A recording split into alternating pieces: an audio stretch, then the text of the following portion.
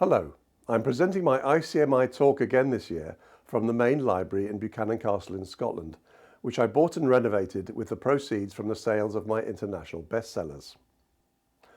We don't tend to talk much in the men's rights movement about major organisations and their importance to our daily lives.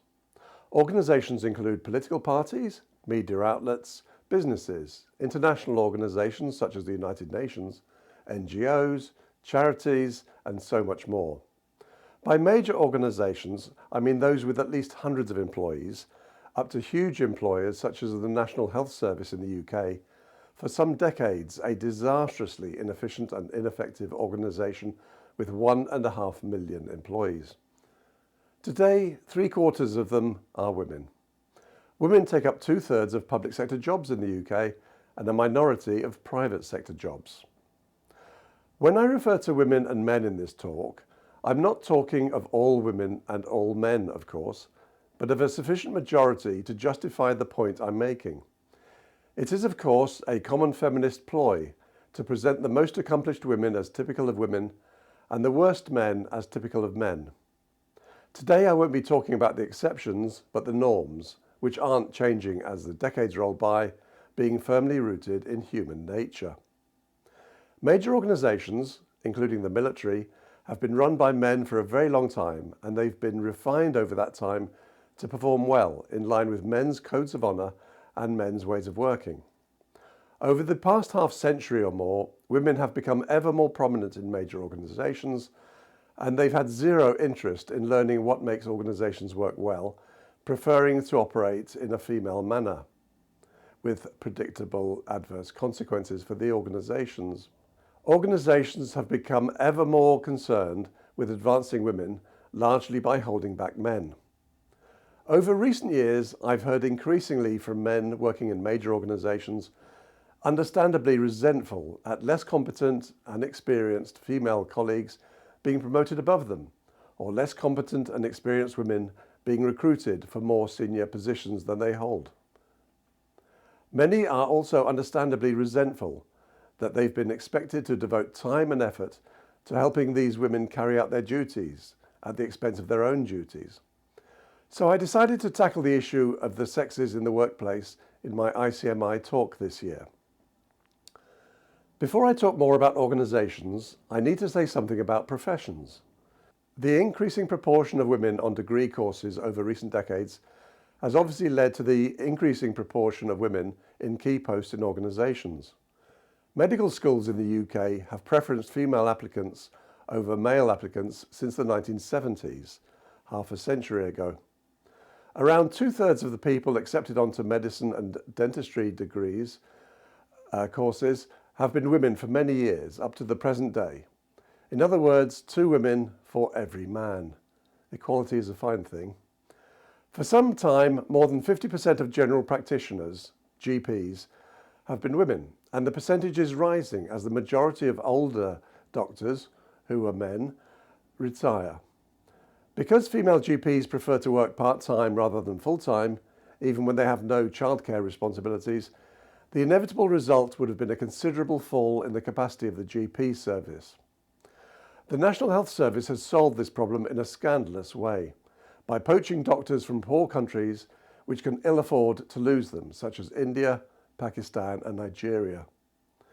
The waiting times for appointments with the GP service are often so long that people are left with only one option: to attend a local hospital's accident and emergency department, even when their health problems are neither the results of accidents nor emergencies.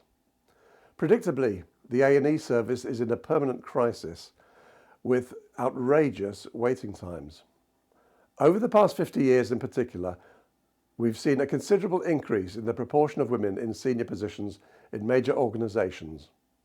Predictably, they've extended their historical manipulation of men in the private sphere to men in the public sphere.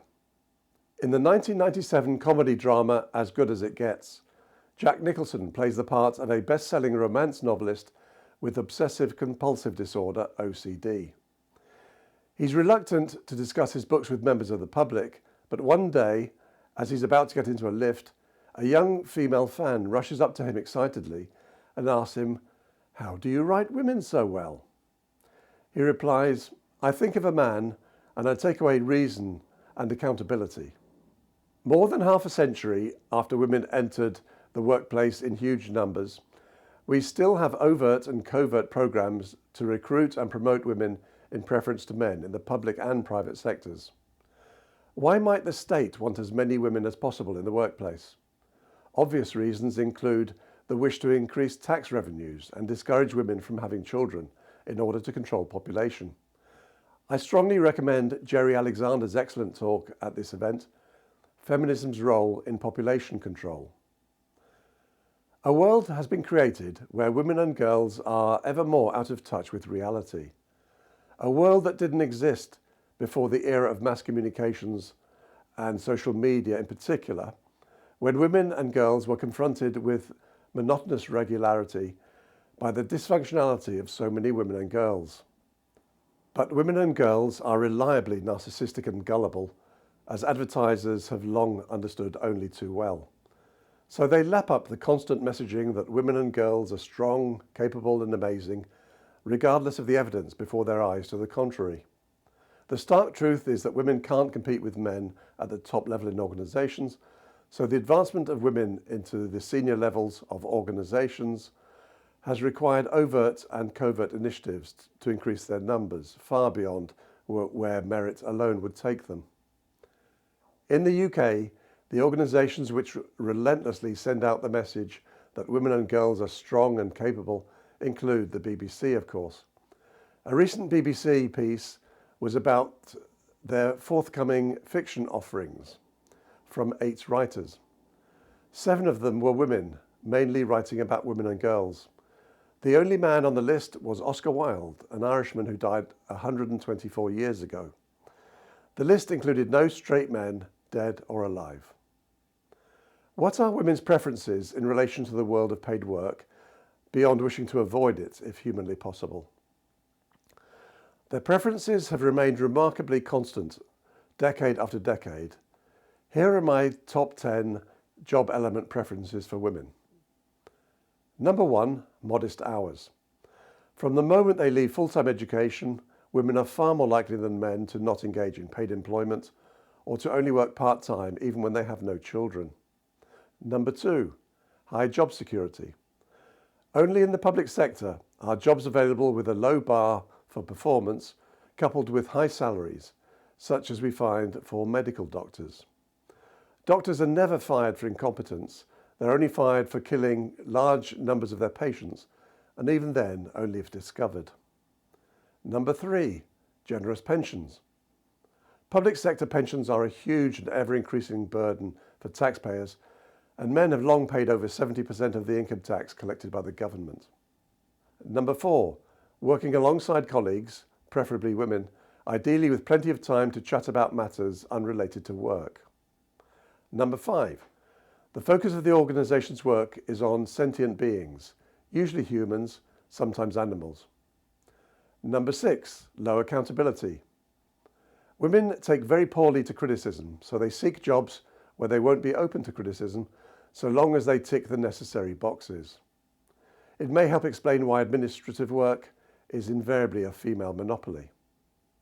Number 7, low expectations of personal initiative, again in order to avoid criticism.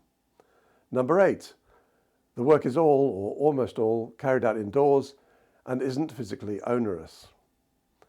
Number 9, physical harm. Women seek work which is risk-free or close to it because they're risk-averse. Men account for well over 95% of workplace deaths globally. And finally, number 10, women seek jobs with short commuting distances and times. We need only look at the sex breakdown of employees in the public and private sectors. A large majority of employees in the public sector are women, and the results are predictable. Public sector organisations are notoriously slow, unreactive, inefficient and ineffective, because they can be. Most of the cost of the public sector is picked up by male taxpayers. A majority of employees in the private sector are men, and the results are equally predictable. Private sector organisations are, compared with public sector organisations, fast-moving, reactive, efficient and effective, because they have to be or they'll cease to exist. The job preferences of women tell us much about them and how we might expect them to operate in organisations. There isn't even one issue relating to organisational performance where women can be expected to perform as well as men at a senior level, let alone better. This argues against the decade-old global trend of organisations preferencing women over men for senior positions. In this talk, I'll be exploring more than 20 factors negatively affecting women's performance in organisations, and it's far from a comprehensive list. The factors include neuroticism, which leads to anxiety, anger, envy, frustration, depressed mood, pessimism, and risk aversion. Other factors include in-group bias, mission creep, competence, confidence and self-esteem, experience, decisiveness, sense of entitlement, shamelessness, and accountability, competitiveness, work ethic, and productivity, commitment, incentive, and motivation, physical and mental energy and focus, creativity, personal relationships in the workplace, ruthlessness, and hierarchy. Collectively, these factors impact negatively on organisational performance, as we would surely expect.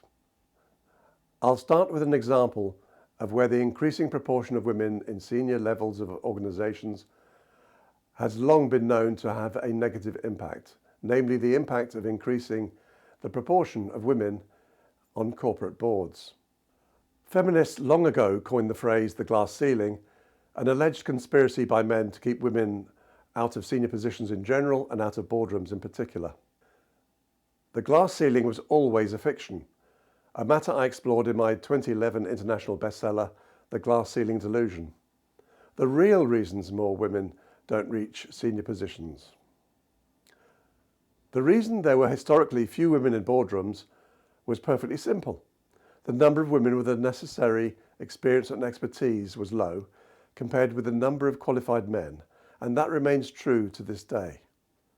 Over 95% of the women appointed to major corporate boards since 2010 have been appointed as non-executive directors. These are posts combining low responsibility and effort with high salaries and prestige, a combination much appreciated by women. I started the website Campaign for Merit in Business in 2012, the same year I presented to House of Commons and House of Lords inquiries the substantial evidence of a clear causal link between increasing gender diversity on boards and financial performance decline. A little history on the issue of women on boards. In 2005, David Cameron became the leader of the Conservative Party, despite being a progressive on every issue of importance. After the 2010 general election, he became Prime Minister as the head of a coalition between the Conservatives and the Liberal Democrats. Shortly after the coalition came to power, Cameron announced the appointment of Lord Davis of Abersock, a Labour peer, to head a review with the aim of making recommendations for how, not whether, the proportion of women on corporate boards might be increased. The first Davis report was published in February 2012. I shall cover just one sentence in the report's executive summary. It starts, "Evidence suggests that companies with a strong female representation at board and top management level perform better than those without." And it's associated with a footnote, which I shall come to shortly. Perhaps surprisingly, the statement is true, at least on average, but it's a reference to correlation, not causation. In my view, the correlation results from better performing companies being more able and willing to engage in social engineering initiatives, such as increasing gender diversity on boards, sometimes for the PR benefits they deliver, for example, if the companies are retailers. The first footnote points to a report by McKenzie, the global management consultancy firm. Nowhere in that McKenzie report is causation claimed, nor is it claimed in any of the huge numbers of similar reports published before and since on the subject of gender diversity on boards. The sentence ends, and that gender diverse boards have a positive impact on performance. This absolutely laughable claim is associated with the second footnote. The claim clearly implies a causal link between increasing boardroom gender diversity and improved performance. In other words, a business case for appointing more women to boards. So, what is the second footnote provided by the report's authors to justify their claim? If we scroll down the page, we see a blank. The writers of the report could find no material to justify their absurd claim, hardly surprisingly, and they couldn't even be bothered to remove this blank footnote to hide the fact, knowing that they wouldn't be held accountable by anyone, let alone the media. It needs hardly to be said that the mainstream media never drew attention to this matter, nor have they ever published articles pointing to the known causal link between increasing gender diversity on boards and financial performance decline. In the 13 years since the first Davis report was published. The viewer may reasonably wonder why McKenzie would engage in the effort to increase the number of women on corporate boards. I believe it's because the more women there are on boards, the more inexperienced the boards are. So they will have to rely more on external experience and expertise from management consultancies such as McKenzie. McKenzie are far from alone. Many other consultancies have joined the effort to increase the number of women on boards, and none have blown the whistle on the causal link I described earlier. In my 2020 ICMI talk titled "Why Women Fail to Compete Successfully with Men and Will Always Fail," I included details from an analysis by August Levenskiold for A Voice for Men. It showed that the performance of female Fortune 500 CEOs was truly appalling compared with their male counterparts. What are the chances? Barely a week goes by that my attention isn't drawn to an article claiming that appointing more women to boards will increase company profitability. For some years, I contacted the authors of such articles, almost invariably women, and presented the evidence of a causal link showing the complete opposite. Very rarely did I get any responses. The few people who did respond said they'd look at the evidence I'd submitted and reply to me. None of them ever did reply. Among other things, it was an example of female shamelessness. As in their private lives, women are prepared to lie to get what they want and feel perfectly justified in doing so. Few men are prepared to call them out on it, sadly. This is true also in organisations, which inevitably has the result of weakening them. I'll speak now about neuroticism, a personality trait associated with negative emotions. Individuals with high score on neuroticism are more likely than average to experience such feelings as anxiety, worry, fear, anger, frustration, envy, jealousy, pessimism, guilt, depressed mood, and loneliness. Women score higher than men when tested for neuroticism, and this must have negative consequences for organisations, as more women are recruited and promoted to senior positions. How can women perform well at senior levels when they're experiencing anxiety, worry, fear, anger, frustration, envy, jealousy, pessimism, guilt, depressed mood, and loneliness? They can't. It's often said that it's lonely at the top, and maybe that goes some way to explaining why women so seldom have the ambition to lead major organisations. Women appear hardwired to be more anxious than men, far beyond what is objectively justified. They are fearful of male violence to an extent which is quite ridiculous, but of course this fear is stirred up by feminists to make women hateful towards men. Women are far less likely than men to face physical violence outside the home. They are also less likely to face physical violence inside the home. The 2013 Partner Abuse State of Knowledge Project, PASCA 13, reported that almost 60% of the violence in heterosexual couples was bidirectional. Sometimes the women initiated the violence, sometimes the men. But in more than 40% of heterosexual couples, the violence was unidirectional. The perpetrator was always the same person. In these cases, the perpetrator was twice as likely to be the woman as the man. On to pessimism and risk aversion, which are consequences of neuroticism. In my business career, I did business with a large number of successful entrepreneurs, all of them men. The TV programmes which present half of the entrepreneurs as women, such as the BBC's Dragon's Den, are beyond ridiculous. Many women have plenty of money, but being pessimistic and risk-averse, almost none will risk their money in a bid to become an entrepreneur. It's only women who press governments to support their bids to become entrepreneurs so they won't risk financial loss. Most of the men who seek to become successful entrepreneurs fail. Many are bankrupted, some commit suicide. The few men who do become successful entrepreneurs will find many women eager to benefit from their success, whether as employees or partners. As always, women want the upsides of everything and the downsides of nothing. Risk aversion is an unfortunate quality in the private sector, and particularly in the boardroom. By the time a risk-averse person makes a decision, perhaps to invest in a new business area or geographical territory, their less risk-averse competitors, almost all men, have already done so and secured first-mover advantage. I turn to in-group bias, something very common among women, but not men, despite the glass ceiling myth. Women in senior positions prefer to recruit or promote women in preference to better qualified men. Those women in turn are more likely to exhibit in-group bias, further weakening the organisation. Another in-group bias applies to women and not men. Many women have told me that in their organisations, female senior managers have a female in-crowd and a female out-crowd.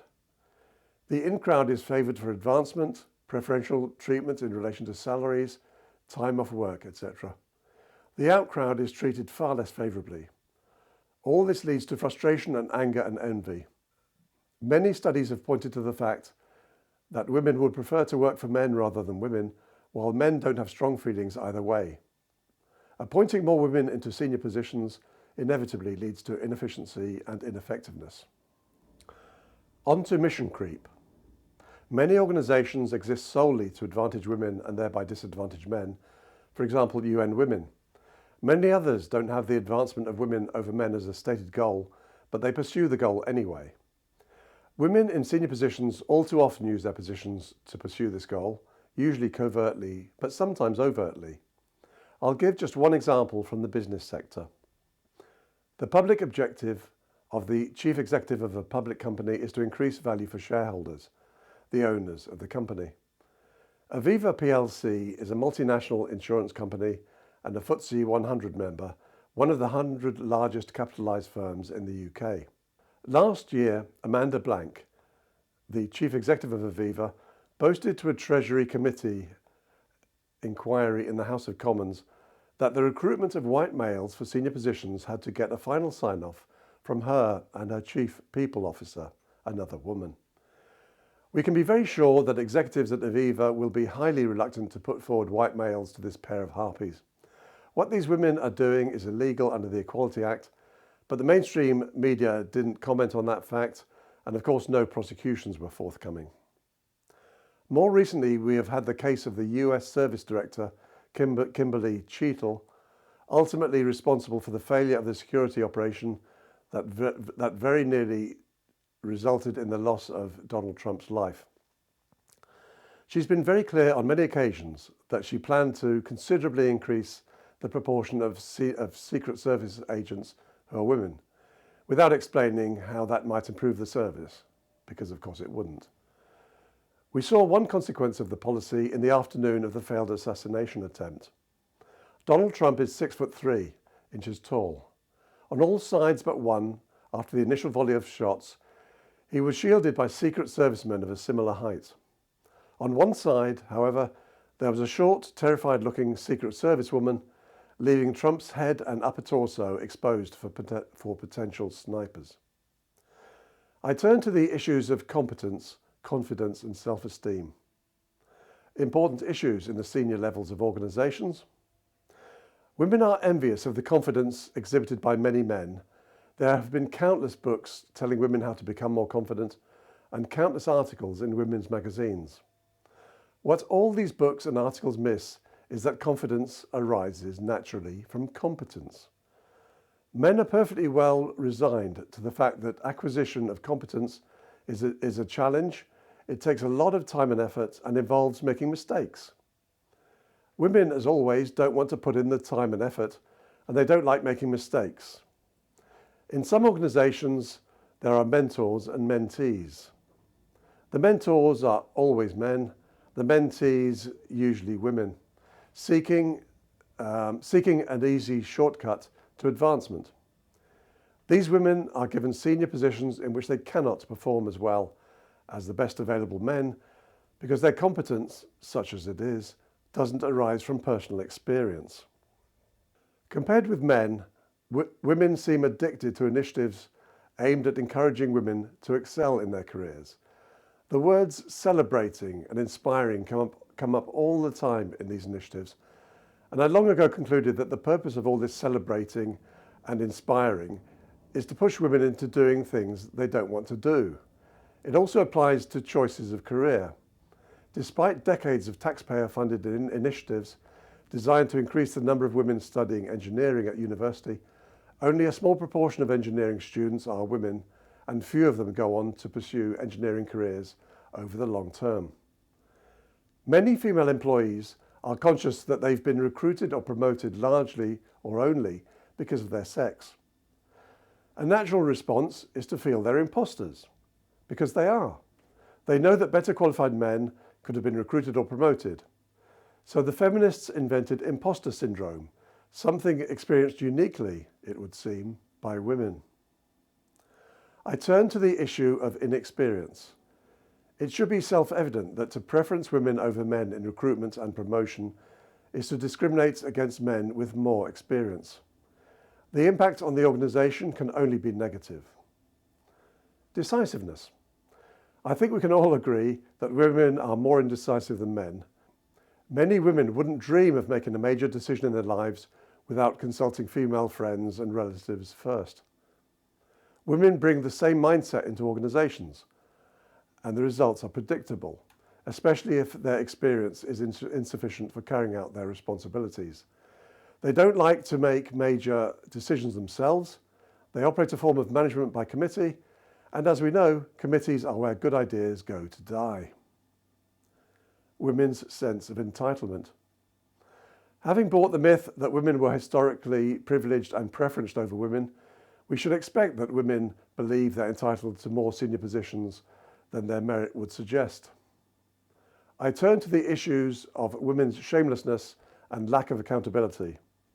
It's something we see in women all the time, their ability and readiness to lie and deceive without expecting to be held accountable. It shouldn't need explaining that lying and deceiving are problematical issues in organisations. Competitiveness. Men are naturally competitive and will happily admit to mistakes and failures on their way to becoming competent. In stark contrast, women are uncomfortable with merit-based competition. They don't like losing or making mistakes, so they don't like competing. I can't think of even one activity where women compete at the top level in significant numbers. Sometimes, of course, this is due to physical strength differences, but men also reliably outcompete women where physical strength isn't an issue, such as chess. I turn to the issue of work ethic and productivity. The British sociologist, Dr. Catherine Hackim, published a paper on what she termed preference theory in the year 2000. She found that while 4 in 7 British men were work-centred, only 1 in 7 British women was. From the moment they leave full-time education, women are more likely than men not to engage in paid employment or to engage only in part-time employment, regardless of whether or not they have children to care for. Glaring examples of the consequences in the UK include medical doctors. More than half of GPs today are women who prefer to work part-time, unlike the men. The quality of the GP service has declined accordingly, with far longer waiting times to get an appointment than used to be the case when most GPs were men. The inevitable consequence of advancing women over men is a much poorer GP service for men, women and children. A lesser work ethic leads inevitably onto poorer productivity. 50 years ago, the majority of teachers were men. and one man managed one class.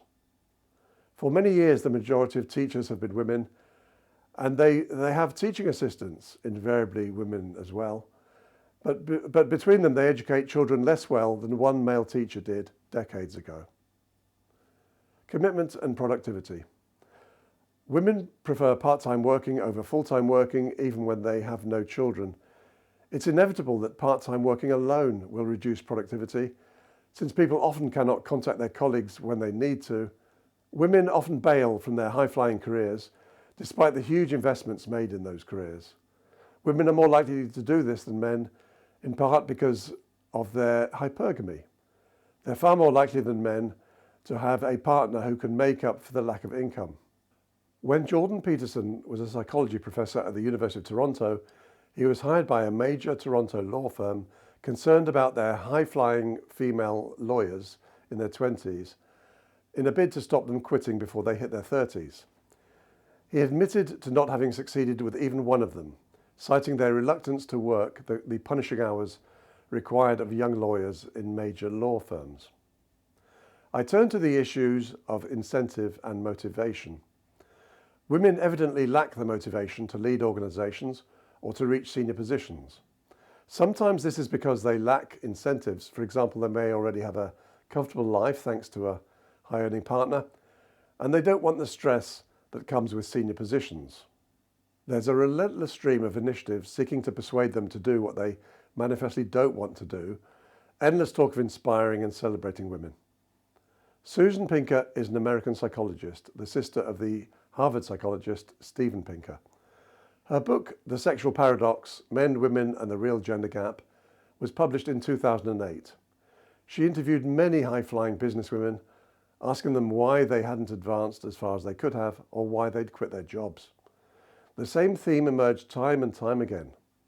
The women wanted a better work-life balance, and being promoted or even remaining in their current jobs couldn't deliver that. Of course, the option of quitting was usually financed by a high-earning male partner. I come to the issues of physical and mental energy and focus. Time and again in my long business career, I noticed that men appear to have greater physical and mental energy than women, as well as more focus on the tasks in hand. Perhaps women's neuroticism leads to them being distracted with thoughts of matters outside the workplace. Creativity. One common thread throughout my business career was that I found creativity, thinking outside the box, was a uniquely male characteristic. Women would always be anxious about novel approaches, particularly if they perceived some risks to be attached. Their preference was always to go with the tried and tested solutions to problems, even when new problems clearly required new solutions.